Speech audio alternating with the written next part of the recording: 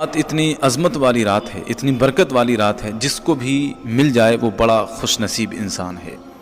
اتنی برکت والی رات ہے، اتنی عظمت والی رات ہے کہ آسمان سے فرشتے زمین کی طرف آتے ہیں، اور صرف فرشتے ہی نہیں، فرشتوں کے سردار حضرت جبریل امی بھی زمین پر آتے ہیں، اور کوئی پھر عبادت کر رہا ہو، ذکر کر رہا ہو، قیام میں ہو، رکوع سجود میں ہو، اللہ کو یاد کر رہا ہو، اس کے پاس آ کر حاضر ہوتے ہیں، اور جب تک وہ عبادت میں رہتا ہے اس کے لیے دعائیں کرتے رہتے ہیں۔ ایک روایت میں یہ بھی آتا ہے کہ فرشتے اس سے مصافحہ بھی کرتے ہیں۔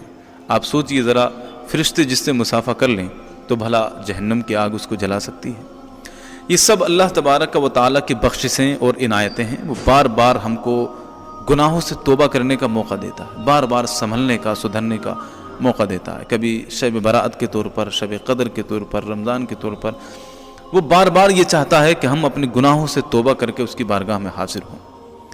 تو یہ رات ایسی رات ہے، کوئی شرابی ہے، کوئی زانی ہے، کسی نے حرام کا مال کھایا ہے، سود کا مال کھایا ہے، والدین کی نافرمانی کی ہے، کسی کا دل دکھایا ہے، کسی کو تکلیف پہنچائی ہے، تو وہ اس رات میں اپنے دل میں پچھتاوا لے کر، احساس گناہ لے کر، احساس شرمندگی لے کر اللہ کی بارگاہ میں حاضر ہو، اور دو آنسو اپنی آنکھوں میں لا کر اللہ سے صرف یہ عرض کرے، اللہ میرے گناہوں کو معاف کر دے، مجھ سے خطا ہو گئی، مجھ سے غلطی ہو گئی۔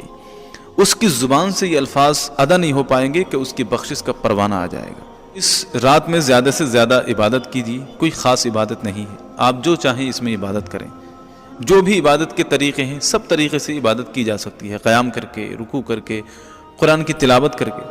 اور ہوتا یہ ہے کہ ایک ہی عبادت کو لگاتار نہیں کر سکتے، تو تبدیلی کر کے عبادت کریں، کچھ دیر قیام کریں، کچھ دیر قرآن کی تلاوت کریں، کچھ دیر تسبیح پڑھیں، ذکر و اذکار کریں، اس طرح عبادت کر کر کے یہ رات گزاریں۔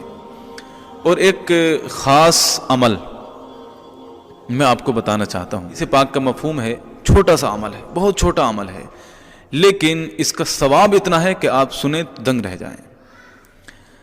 عمل کیا ہے؟ لا الہ الا اللہ۔ اس کو کم سے کم 3 مرتبہ کہیں۔ حدیث پاک کا مفہوم ہے کہ جب بندہ پہلی مرتبہ لا الہ الا اللہ کہتا ہے تو اس کے تمام گناہوں کو بخش دیا جاتا ہے۔